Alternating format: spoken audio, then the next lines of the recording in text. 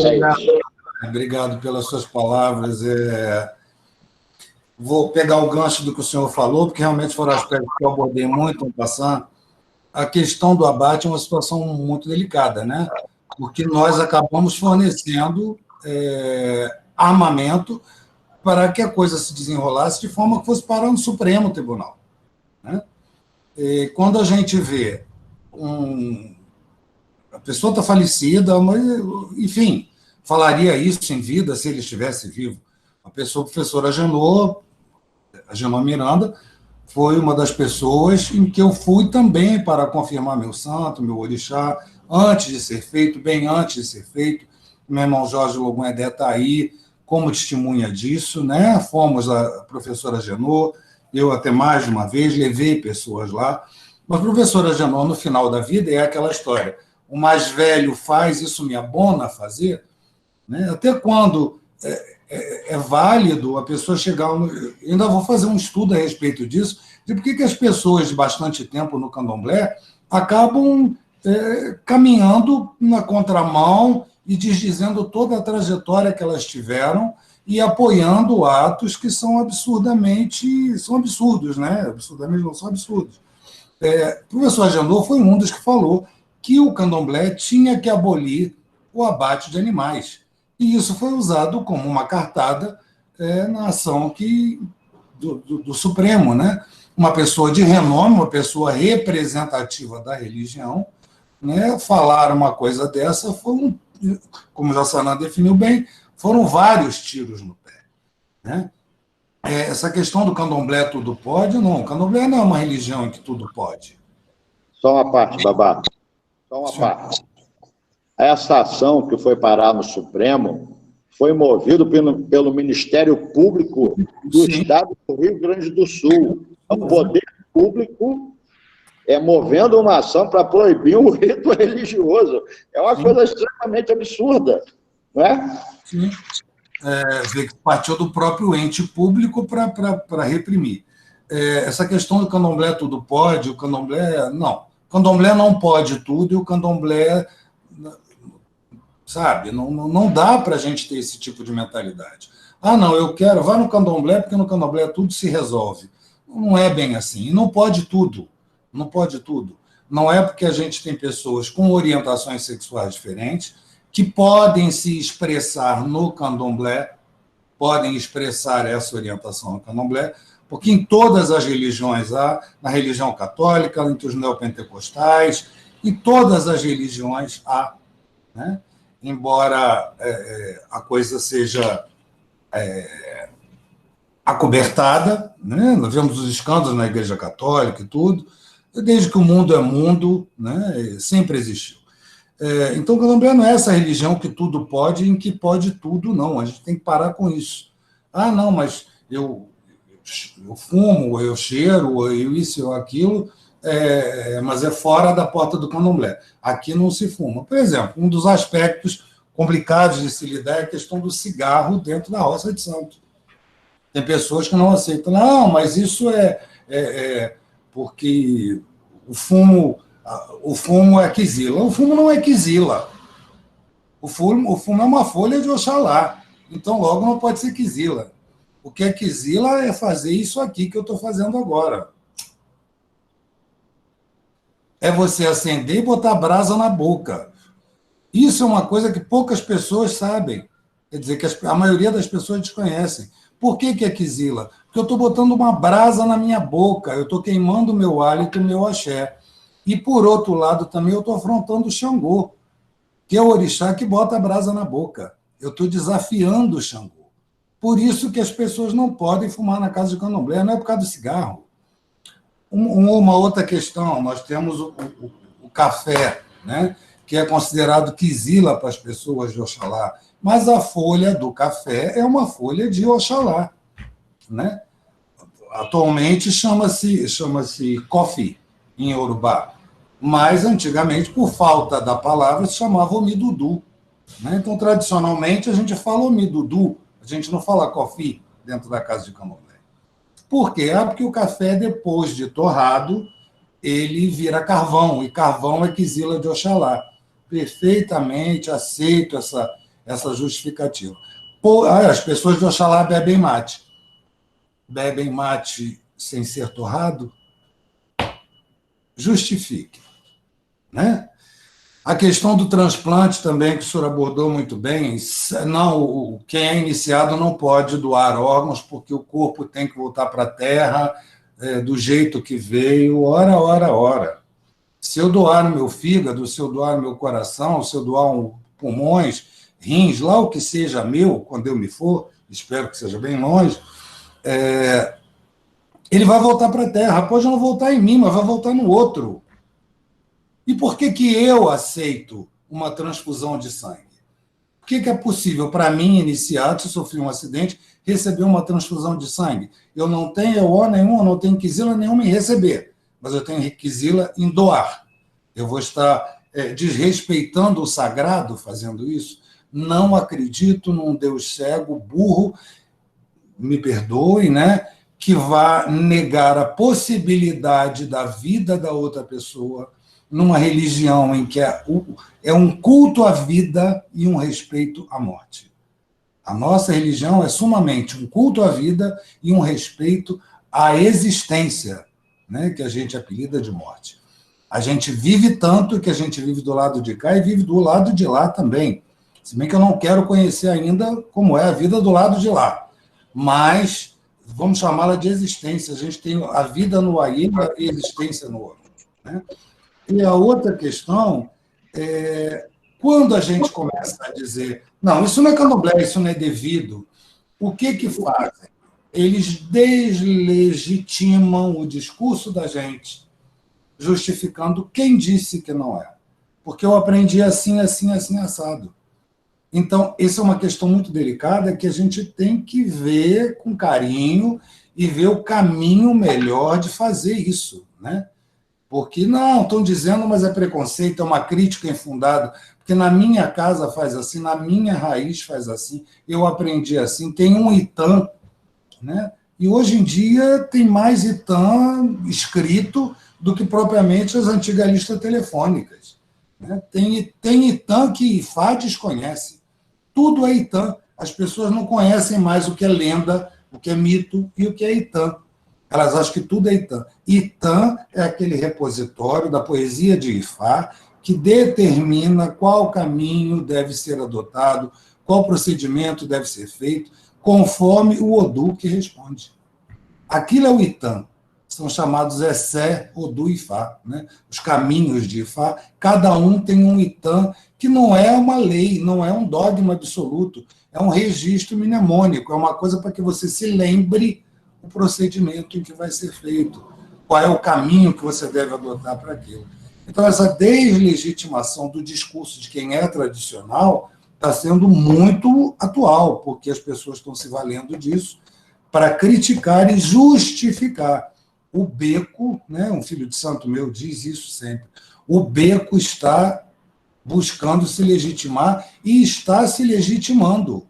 O que ele não sabe, ele cria, o que ele não sabe, ele inventa. Ele recria e aplica. E está se fazendo tradicional.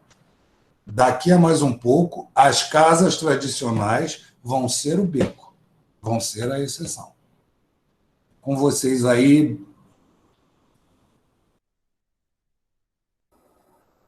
A próxima agora é a Pamela Mello. Boa tarde, a benção, meu pai. Estão me ouvindo bem?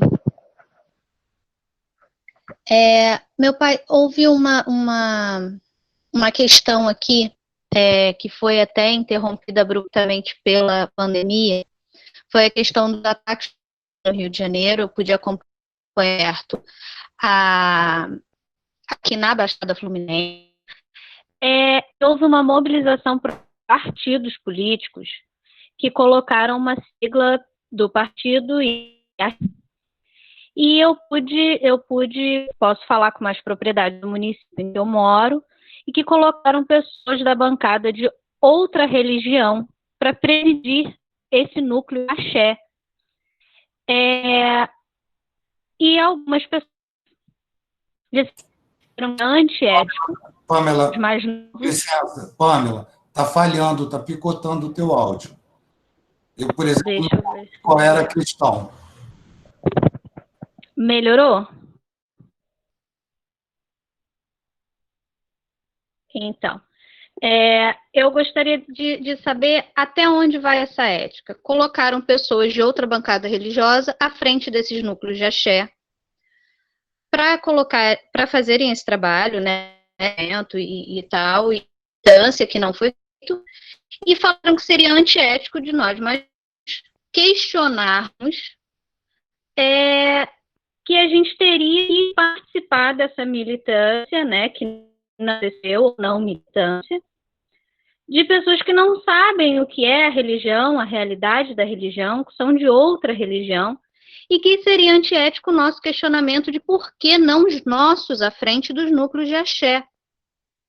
Né? Por que é antiético nós mais novos questionarmos e a gente ter que seguir, com o perdão da palavra, né, igual com a viseira e olhando sempre para frente, sem ter o menor discernimento. Eu acredito que a gente tem que estar inserido no contexto político, sim, principalmente na luta e militância por políticas públicas, né, que façam valer a dignidade do nosso povo e o respeito do nosso povo, mas que seja feito por quem tem propriedade para fazer isso. E não a gente ser catequizado mais uma vez e, com perdão da palavra, avisado pelos nossos mais. Eu gostaria de saber do senhor qual assim, o que o senhor vê em relação a essa ética, se é realmente antiético se levantar contra, se é realmente antiético os mais novos estarem questionando isso nesse momento. Pamela, muito obrigado pela participação. Antiético, não. Em primeiro lugar, esse mapeamento de terreiros que estavam promovendo aí, até gente da própria religião querendo se criar, fazendo esse mapeamento, encaminhou um dossiê para o Ministério, para um desses ministérios aí, que eu já não sei mais qual foi, e não deu em nada, publicaram sem o nome dele, óbvio, imagina, vocês vão dar nome a quem tem apelido, né? Esse mapeamento de terreiros é uma coisa absurda e só serve como arma para que eles nos ataquem.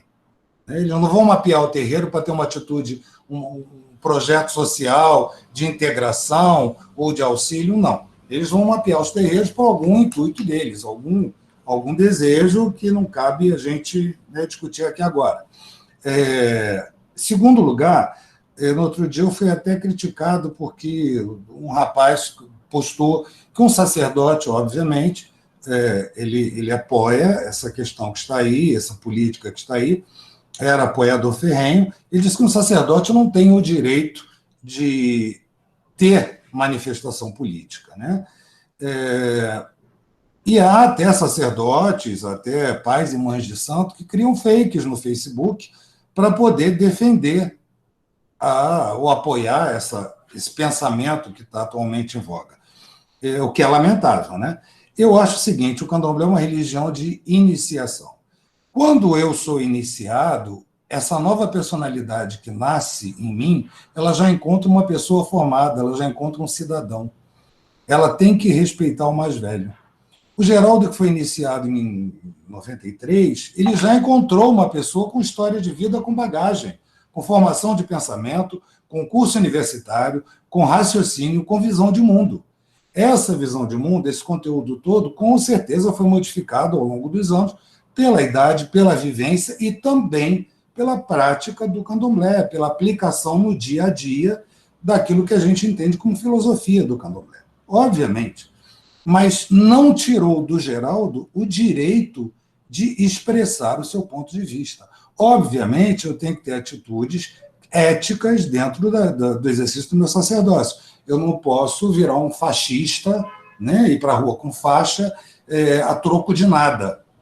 Eu tenho que expor a minha imagem, mostrar a minha imagem em consonância com a prática que eu tenho.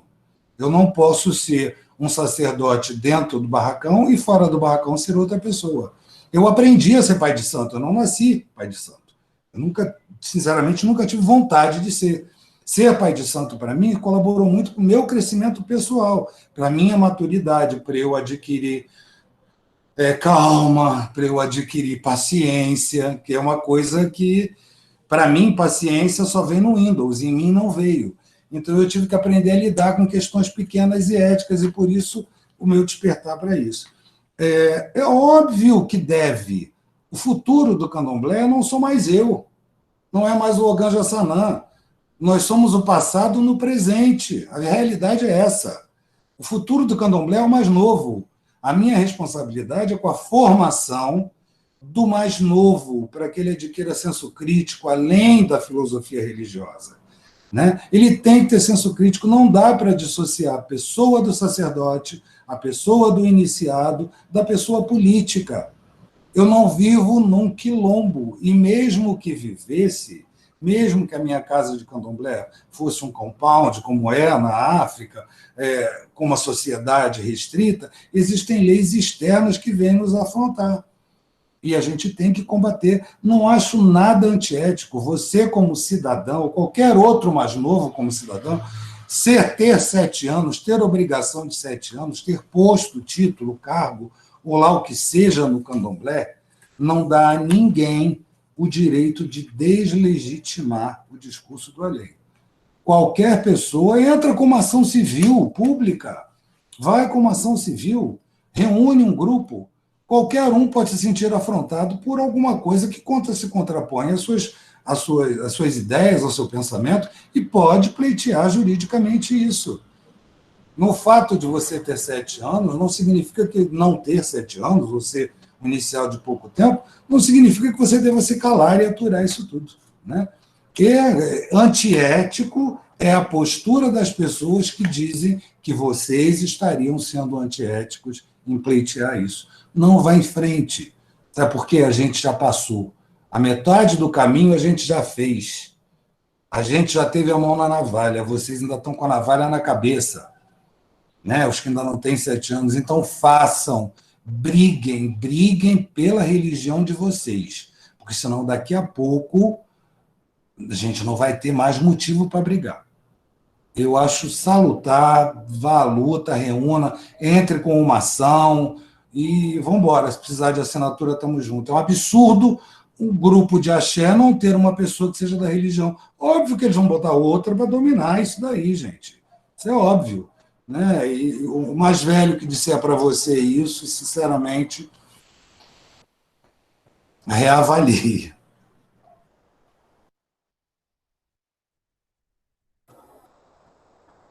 Bom, agora vamos para o próximo. Tiago Santos. Pode habilitar o microfone, irmão.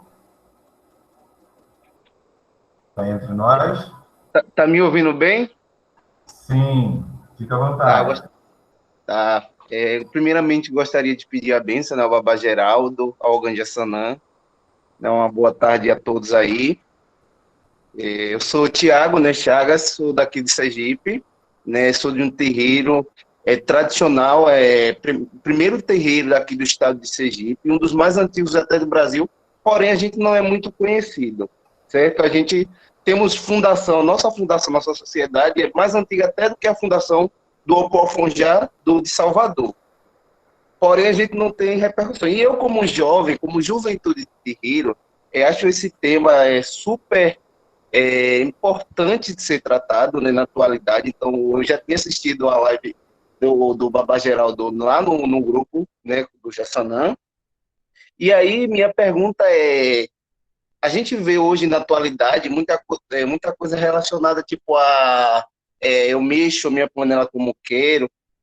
Então, até onde a gente tem que ter essa visão dos antigos, né, para que futuramente a gente reconheça o candomblé, porque tá chegando uma época que a gente vai ter 2 religiões, uma que não é candomblé e uma que é candomblé. Então, até onde essa ética ela tem que existir? Porque para a gente ser religioso, temos que ter ética. Então, até onde vai essa ética para que possamos conservar, né? Mesmo sendo jovens, mas ter essa pegada, ser contemporâneos, né? Na atualidade. Gostaria de saber disso do Baba Geraldo. Meu querido, eu acho que eu já falei isso, prazer em ter você aqui. mexer a panela, como cada um faz de um jeito, é válido, né? Eu tenho a minha panela, eu tenho a minha colher de pau, eu tenho a minha técnica, o jeito de eu mexer a panela. O que me importa, o que é interessante, o que é importantíssimo, é que o conteúdo do produto não seja alterado, né? Eu não posso, por exemplo, tirar um IAO apenas com folha, né? Eu posso, só com banho de folha, um galo pintado e um pombo branco, né? As pessoas, eu estava comentando sobre isso. Todo mundo fala, antigamente se tirava IAO com galinha da Angola e pombo só, e era só isso. Olha só, não havia antigamente, no antigamente a que eles se referem, essa profusão de cabrito, essa disponibilidade que a gente tem de bicho quatro pés. Então, era mais do que comum para as pessoas se iniciarem que um cabrito fosse dividido por todos do barco, né? E que a cabeça do cabrito, no caso o uri, fosse oferecido em cima do assentamento do primeiro, do que o pessoal costuma chamar de dofono, né? E em nome de todos aqueles. Não se tinha. Você imagina, na década de 30, você fazer uma iniciação de um barco de 3 ou 4, né? Num local em que o preto era desprezado, marginalizado e combatido, mais ainda a sua religião. As coisas tinham que ser adaptadas. Hoje em dia a gente retomou isso aí, mas antigamente não tinha. Então essa questão é até muito engraçada, porque é por isso que a gente vê tanta predominância do dofono do barco em relação aos demais, que era ele que recebia o principal. Então, quando o dofono vira, o barco todo vira. Criou-se esse mito também, né? Mas em função disso, em respeito, que foi em respeito ao dofono, todos aqueles receberam o axé. Então, aí hoje em dia nós vamos iniciar apenas com um galo, uma galinha da Angola e um pombo. Não, não é bem assim, né? Cada um mexe do seu jeito, usa a sua panela, a sua colher de pau, tem o seu movimento próprio, mas o conteúdo não pode ser alterado. Ele pode ser acrescido de um temperinho ou mais, como eu já falei, mas o conteúdo tem que ser mantido. Eu acho que, se foi isso que você perguntou, acho que eu tentei responder. Sim, respondeu, super válido. Tá, obrigado, Babá. Então, boa tarde aí.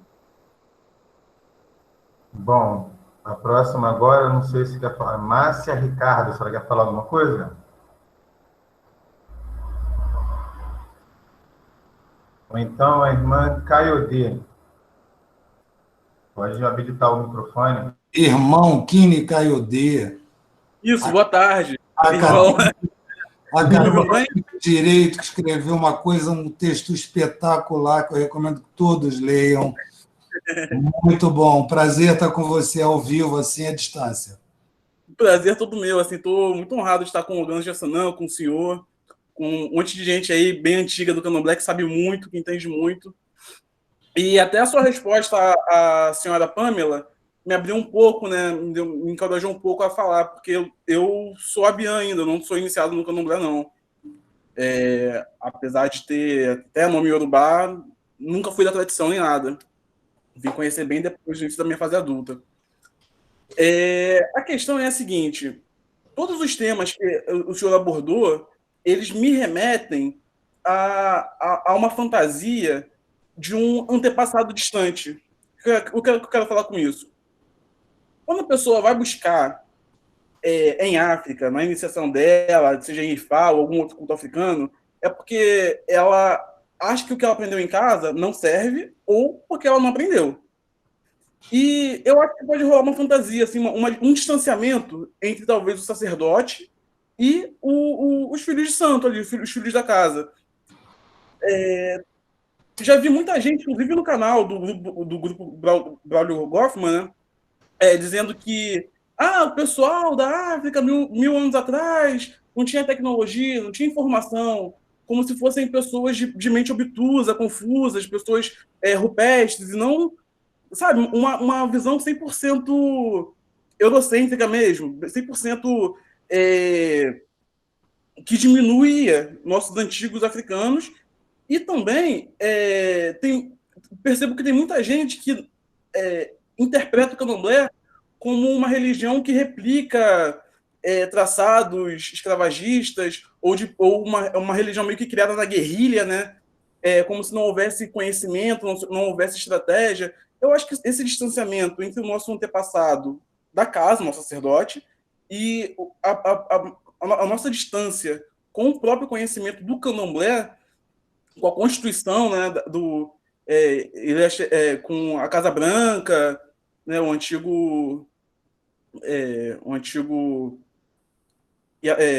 atual Iana Soroká, né, esse distanciamento com o que a gente conhece de Casa Branca, de candomblé, de afonjá, da Constituição, da história, do que foi adaptado, do porquê foi adaptado, do que realmente é uma coisa cultural e do que é fundamento religioso, por mais que seja uma coisa simples ou complexa. Eu acho que essa distância faz a gente fantasiar com algo que está mais distante ainda, do outro lado do continente, do outro lado do oceano, no outro continente, a gente vai buscar em outro lugar, ao invés de tentar fazer uma releitura de nós mesmos, da nossa casa. Tá entendendo o que eu quero dizer? Sim, sim. Aí uma pessoa, por exemplo, que tem pouco tempo de santo, não tomou a obrigação de 7 anos, vai lá, abre uma casa nova, inicia um monte de gente. Uma pessoa que não tem caminho de sacerdócio, vai lá, abre uma casa, inicia um monte de gente, e aí você cria um monstro de Frankenstein, assim, sabe, uma concha de retalhos, sem base litúrgica, sem se importar com o cerne do que existe. Aí os erros vão se acumulando como uma bola de neve, né? E aí você fala assim, o candomblé de antigamente e o candomblé de hoje. Se existem vícios hoje dentro do candomblé, não digo o candomblé de hoje, a religião é uma só, não existe dois candomblés, o candomblé. Se existem esses vícios, é porque eles justamente começaram lá atrás, sabe? Ou porque pessoas novas que têm vícios, propagam vícios, não foram corrigidas dentro de casa, ou pelos seus irmãos mais velhos, né, ou pelos seus tios. Eu tenho essa impressão de que a gente fala tanto de ancestralidade, né? Mas acha que a ancestralidade às vezes pode ser só o culto de Baba Egum, aquela roupa colorida linda, e se esquece desse ancestral espiritual que nos deu a vida, que nos fez renascer, né? Nos faz renascer. Eu ainda não, mas pretendo futuramente renascer dentro do axé, renascer dentro da casa, renascer dentro das energias.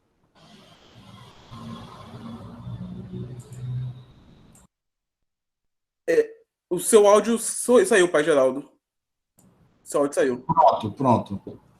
Eu entendi exatamente. Quando as pessoas falam, não, porque na África, a sensação que eu tenho é que essas pessoas deveriam pensar numa máquina. Seria necessário para a gente voltar à África uma máquina não apenas de tempo, mas uma máquina de tempo e espaço, né?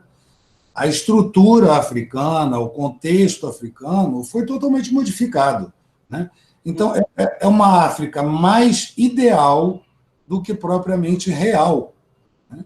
Ninguém me garante que a prática africana atual seja aquela prática africana ancestral.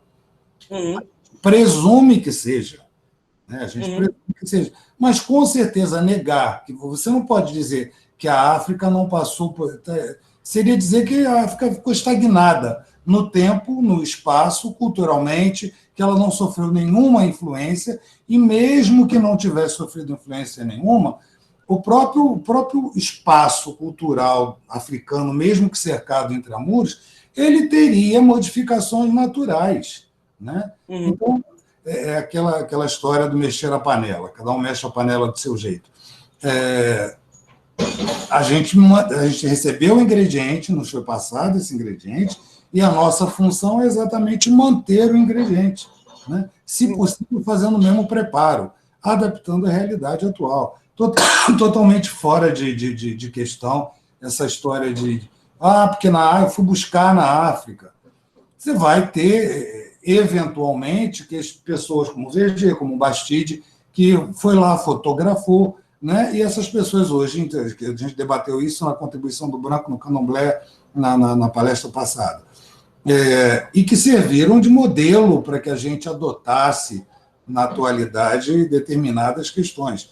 Mas, pelo menos dentro da minha raiz, tudo que a gente faz relacionado ao orixá, né, são os famosos 3 pingos d'água no chão. A gente pede licença aos ancestrais, ao mesmo tempo invoca eles para que eles venham testemunhar e testificar se aquele ato que nós estamos fazendo está de acordo com aquilo que eles legaram, né? Então, quando a gente louva os ancestrais, o ancestral está presente em tudo, absolutamente presente em tudo. Ancestralidade e Exu são coisas indissociáveis dentro de qualquer rito do candomblé. Exu para dar um movimento, para dar o devir à coisa, e o ancestral para testemunhar, porque está sendo representado. Eu sou um representante do meu ancestral. Né? Com certeza. É um ancestral religioso, quando eu estou na prática. Né? Então, não dá para eu dissociar da minha conduta, e isso é ético, não dá para eu dissociar da minha conduta aquele princípio, aquela filosofia, aquele contexto que foi transmitido pelo ancestral. Entendeu? Então, não sei se foi isso que você quis dizer, mas eu entendi dessa forma. Até outras práticas, né? O rapaz que gravou o vídeo cortando o cabrito. A pessoa que faz isso, ela deixa de respeitar os ancestrais dela, com certeza. Eu não consigo pensar de outra forma. Com certeza. Deixa de exercer a ética dela. Deixa de exercer a ética que ela está representando os ancestrais dela. Então, se existe isso, talvez uma negligência do sacerdote, é uma má formação do sacerdote e que gera, em consequência, uma má geração ali da casa, uma gestão da casa. Não só ele diz respeito aos ancestrais, de respeito à filosofia da religião e os dogmas, mas também os ancestrais, com certeza, não o respeitam mais como legítimo representante. E aí a gente vai pensar, mas isso fica assim, fica barato? A ética não tem sanção, não é como o direito, né, penal, você que é estudante, cometeu o crime, o direito penal não diz que é proibido matar, não existe lei que diga que é proibido matar. O penal diz assim, matar alguém, pena de tanto a tantos anos. Ele não proíbe a conduta, ele diz que aquela conduta... Qual é a pena que a ética impõe? O descrédito,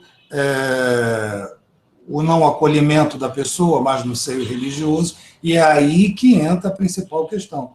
É a nossa ter uma atitude no sentido de reprimir isso frontalmente, sem medo de parecer dono da verdade, que essas observações que as pessoas fazem são para deslegitimar o discurso do outro. Né? O dono da verdade, só ele é o que faz o certo, o meu certo também é o certo. Não, é aquela história dos diferentes, mas não desiguais.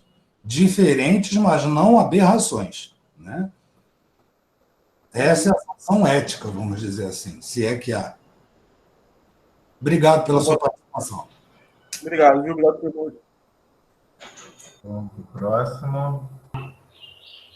Pode falar. Boa tarde, abençoe a todos. Prazer imenso estar com vocês aqui. Primeira vez que eu estou participando aqui dessa discussão. E aproveitando aí que eu estou com vários EBOMs, né, juntos, pessoas militantes, pessoas que entendem bem mais dessa questão ética do que eu, na atualidade. Retornando aí a vaca fria do assunto de cada um mexe a sua panela como quer, né? É uma questão que a gente que lidou e lida ainda com pessoas que têm uma certa idade de santo, conhecimento do candomblé, né? São coisas que chocam a gente, essa descaracterização que está sendo feita dos orixás, até na forma de vestir, né? Se na sala eles estão fazendo isso, você imagina como é que não está a questão lá dentro, né? São qualidade, é a qualidade da qualidade, é eu não sei o quê, é uma coisa louca.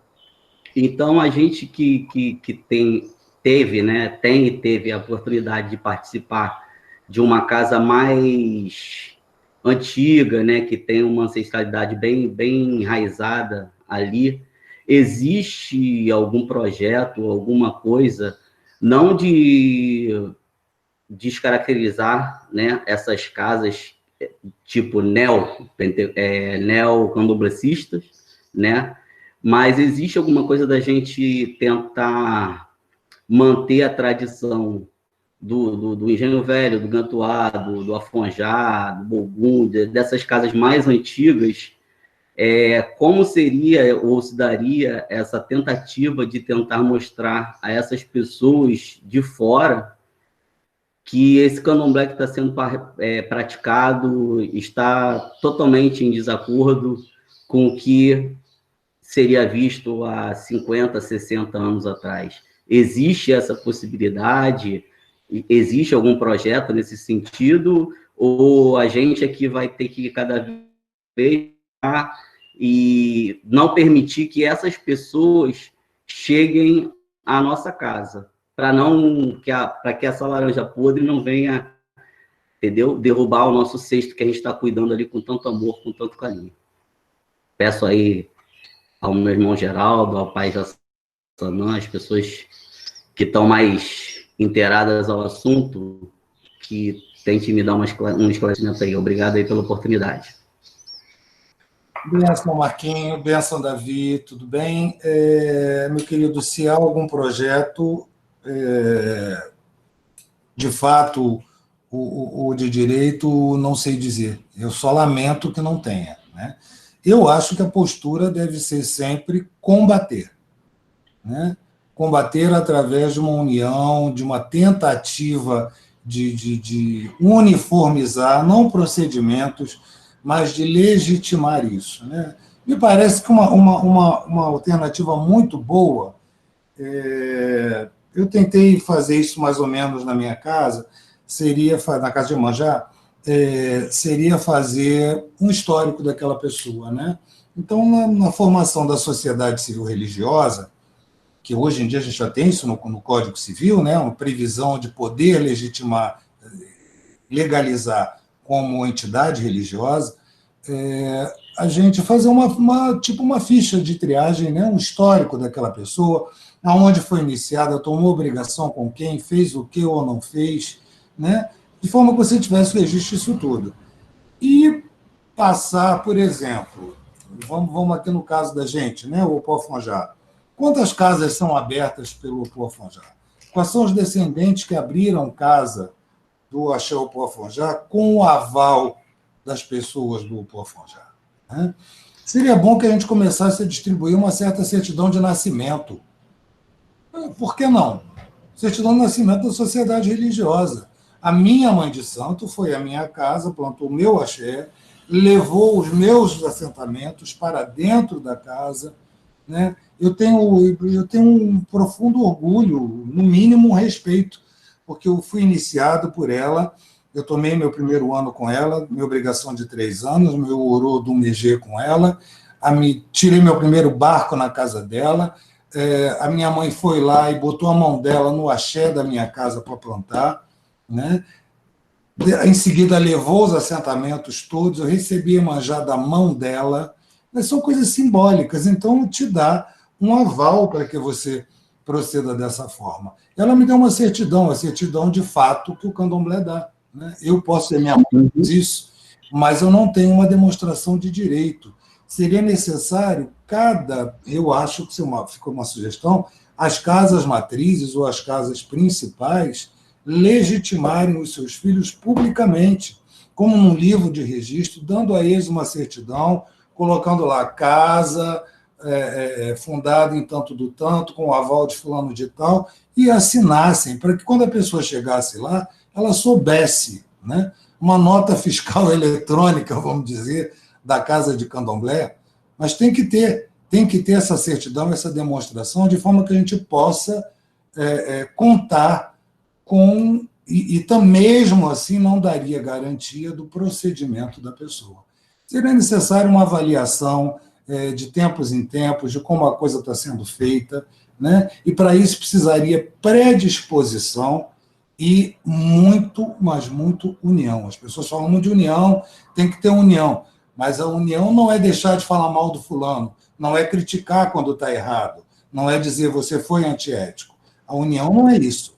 A união é no sentido de todo mundo se juntar para defender um bem maior que é o candomblé. O candomblé não é a minha casa, não é a sua casa, não é a casa de ninguém. O candomblé é um contexto, né? Eu acho que uma boa ideia seria as casas começarem a legitimar seus filhos e, eventualmente, irem lá e confirmarem, né?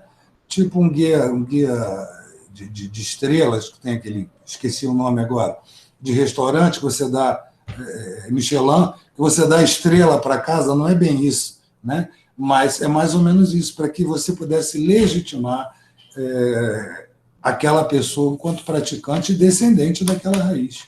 Senão, não vai funcionar. Espero ter respondido, Marco.